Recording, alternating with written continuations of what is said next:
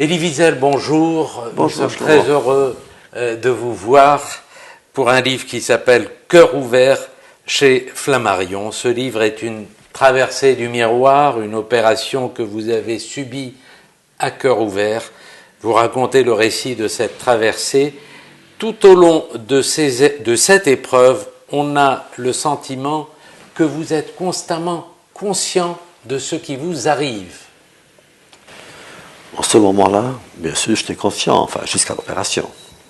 Dès qu'il y a eu opération, bien sûr, on m'endormit, etc. Enfin, vous connaissez la suite. Mais quand j'étais conscient, j'étais lucide à un point que je me disais, il y a quelque chose qui m'est arrivé qui me dépasse. Parce que j'ai vu des choses qu'autrement je n'aurais pas vues. Et si j'ai vu ces choses-là, elles ne m'ont pas tellement atteinte. Et maintenant, par exemple, je me demande pourquoi, parce que j'étais au seuil de la mort. Est-ce là la lucidité ultime? Je n'en sais rien. Quand le corps souffre, dites-vous, lorsque le corps devient prisonnier de sa douleur, une petite pilule ou une injection est plus efficace que la pensée philosophique la plus brillante. Mais oui. Heureusement d'ailleurs qu'il y a ces injections-là, qu'il y a ces pilules-là. Et en même temps, on constate finalement que je peux être en contact de ou avec les plus brillantes pensées de l'homme le plus brillant sur la Terre. Et pourtant, non, ça ne peut pas m'aider. Tandis qu'une petite pilule, une petite injection arrive à chasser la douleur, à la vaincre peut-être, ou du moins à la remettre à plus tard. Alors, c'est quoi le je? Où est-ce que je suis? Dans quel domaine? Sous quelle étoile? Tout ça, bien sûr, ce sont des questions, une série de questions. Et comme vous le savez, j'adore les questions. Je me méfie des réponses. Je ne connais pas la réponse. Sauf quand je parle à des médecins, je leur pose des questions, comme leur ai posé des questions sur ma migraine. J'en parle dans ce livre. Finalement, eux aussi lèvent le bras en disant, on ne sait rien. Vous faites une sorte de bilan, votre œuvre d'écrivain, votre œuvre de témoin, votre œuvre d'enseignant. Vous mettez néanmoins le témoignage au-dessus de tout. Vous vous souvenez du prophète Isaïe, vous êtes des témoins. Nous sommes un peuple témoin, un peuple de témoins. Ce qui nous définit, c'est le témoignage qui nous porte et que nous portons en nous-mêmes. Sans cela, je ne sais pas comment me définir. Bien sûr, j'enseigne, bien sûr, j'apprends, je ne cesse pas d'apprendre. Je continue toujours de m'astreindre à cette discipline qu'est l'étude. L'écrivain, oui, j'ai écrit pas mal, et je dis même, je me pose la question, n'ai-je pas écrit trop? C'est possible aussi. Et ça déborde, c'est trop. Moi, je préfère le tzimtzum mystique, de réduire, dire moins pour exprimer le plus. Absolument. Mais comment me définir autrement? Certainement par la soif, par la quête de la connaissance, ou des connaissances au pluriel, la transmission. Et tout cela, c'est en tant que témoin. C'est le témoin qui enseigne, c'est le témoin qui s'interroge, et c'est le témoin dont le témoignage interroge ceux qui sont proches ou lointains. Vous passez en revue vos livres et vous vous demandez aussi comment vos livres témoigneront pour vous là-haut le plus tard possible. Vous avez une affection particulière pour les Juifs du silence, consacrés aux Juifs de l'ex-Union soviétique, et là aussi c'est le témoignage. Oui, là, c'est le livre dont je suis fier en fait. Parce que, quand même, quand je pense qu'aujourd'hui, il y a à peu près 2 millions de Juifs qui ont réussi à quitter l'Union soviétique, certains en Israël, d'autres en France ou en Amérique, quand même c'est un peu grâce à ce petit témoignage. Les Juifs du silence, c'était le début. Je suis parti en Union soviétique en 1965, À l'époque, personne dans le monde ne voulait recevoir aucune parole, aucune découverte de l'Union soviétique. Ils ne voulaient pas entendre que les juifs russes, les juifs de l'Union soviétique souffraient tant. Et moins encore, les gens ne voulaient pas entendre mon message que les juifs russes en Union soviétique voulaient être et demeurer juifs. Et qui font tout leur possible pour demeurer juifs.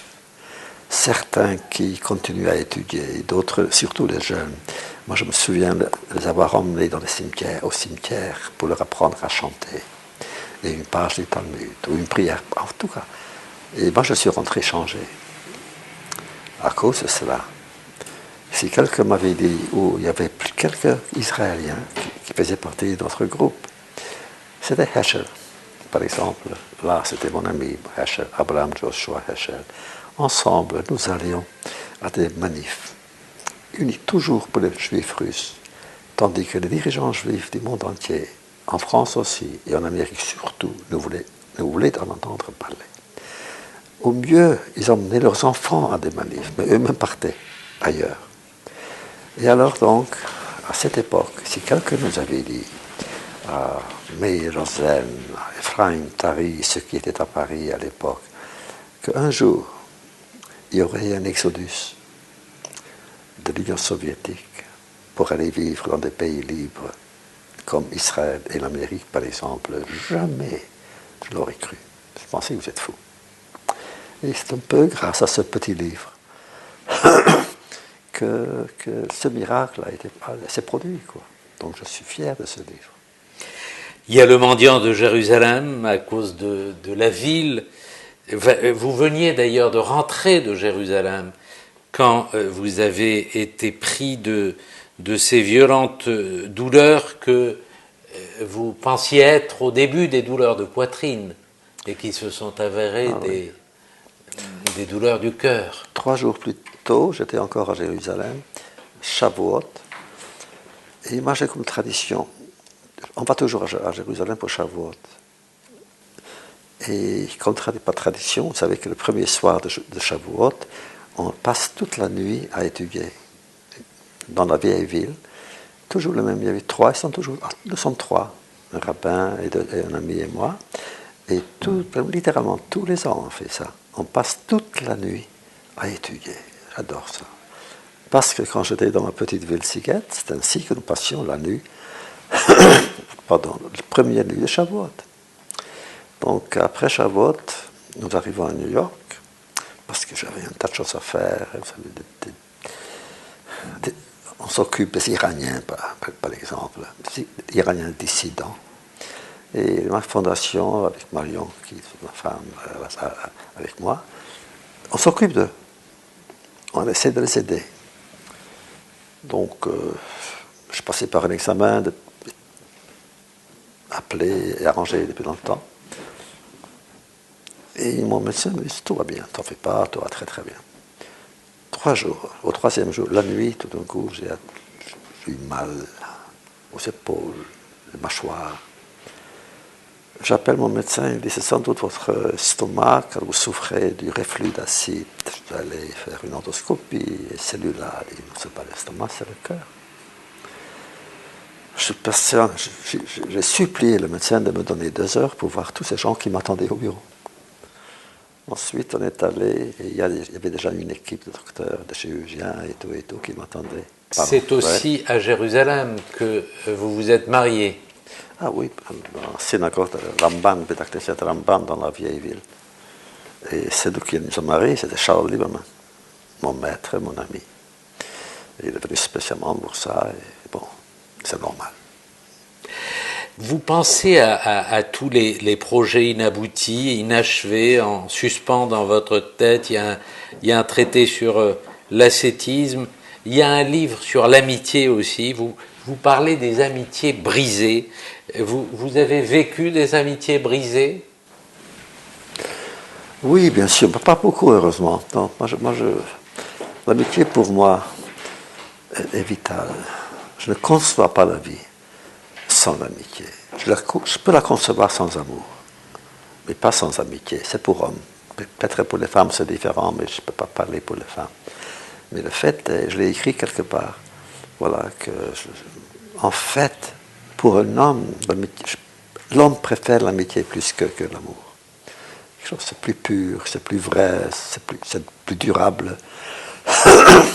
Donc j'ai fait une fois un cours là-dessus, sur l'amitié dans l'Antiquité, chez nous, chez les Grecs, etc. Mais c'est très beau. Quand l'amitié est vraie, je ne conçois pas l'amitié autrement. Et quand elle est vraie, alors là, c'est une source de joie, de fierté et d'espoir. Il y a un passage étrange sur vos migraines, vous êtes sujet à des migraines, mais ce qui est étrange, c'est que vous en avez souffert enfant à Siguette. Elles ont disparu la nuit de votre arrivée à Birkenau, et elles ont réapparu à Écouis, la première des maisons d'enfants qui va vous accueillir en France. Oui, les maisons de l'Ossé. Et l'Ossé, vous savez, je conserve pour l'Ossé une grande admiration et reconnaissance. Donc, en effet, c'est ainsi que ça s'est passé. Et pour mon père, d'ailleurs, aussi, lui souffrait d'un ulcère toute sa vie. Arrivé à Auschwitz, il n'en souffrait plus, jusqu'à sa mort. Maintenant, pour moi, c'est vrai, j'ai interrogé les plus grands spécialistes de migraines. Aucun n'a pu m'expliquer ce mystère, quand même. Certains, parlant psychologues, disent c'est normal, parce que les migraines, d'habitude, c'est une pression. Or, la pression la plus grande, la plus terrible, était la vraie pression à Auschwitz, c'était la mort qui attendait, qui guettait de chaque coin. C'est pas ça. C'est autre chose, je ne sais pas pourquoi. Mais en tout cas, c'est arrivé, depuis, on m'a emmené chez les meilleurs médecins de Hongrie, Budapest, Kolozsvár, et personne n'a pu me l'expliquer. Moi, j'ai fait des discours d'ouverture à plusieurs conférences internationales des chirurgiens et des médecins en migraine. Et je leur ai posé la question. Répondez. Aucun n'a eu la réponse. Mais c'est comme ça. Vous racontez aussi votre premier accident à New York avec ce confrère Alexandre Zobert qui essaye de vous faire rire pour vous distraire. Alors vous citez vos différentes factures et pour chacune il dit cela aurait pu être pire. J'ai des maux de tête atroces, cela aurait pu être pire. Ma cheville gauche est atteinte, ça aurait pu être pire. Mes genoux sont en flammes, cela aurait pu être pire. Alors vous agacez un peu, vous ne pouvez pas vous retenir, mais enfin Alexandre, qu'est-ce qui aurait pu être pire? Et lui, le visage sérieux, murmure, cela aurait pu m'arriver à moi. Oui.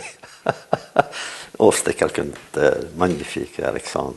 Il était propriétaire et rédacteur en chef d'un journal, en fait, pour les policiers. Ça s'appelait Iton Meyuchat, un journal spécial. Tout ce qui se passe dans le monde de la police, n'est-ce pas, les voleurs, pas encore d'assassins. À l'époque, Israël ne connaissait pas d'assassins.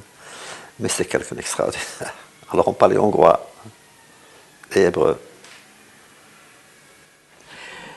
Vous sortez de cette épreuve, Elie Wiesel, avec une immense gratitude pour tous ceux qui vous ont soigné et vous retrouvez néanmoins les gestes du rituel. Vous demandez à Marion de vous apporter le talit et les téphilines.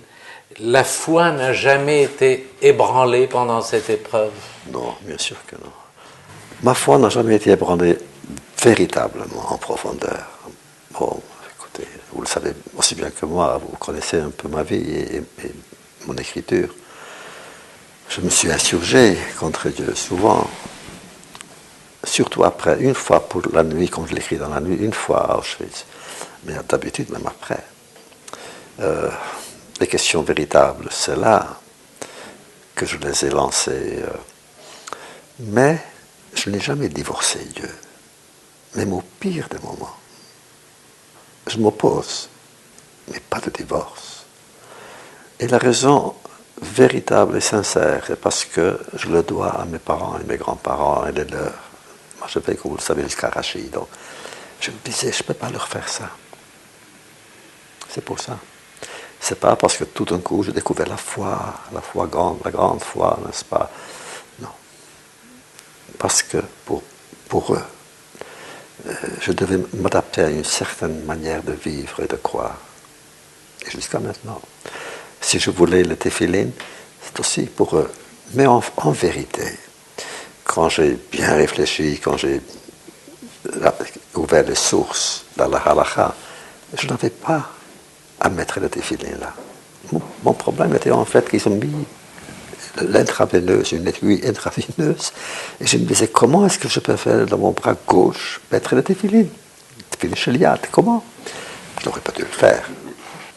Elie Wiesel, nous sommes très heureux de vous voir et très heureux de ce livre que je recommande naturellement très vivement, un très beau livre. On ne peut pas souhaiter des épreuves pour aboutir à un tel livre, mais peut-être, je n'en sais rien. En tout cas, c'est un livre passionnant. Cœur ouvert chez Flammarion. Elie Wiesel, merci. Merci. Merci Elie. Merci. Merci.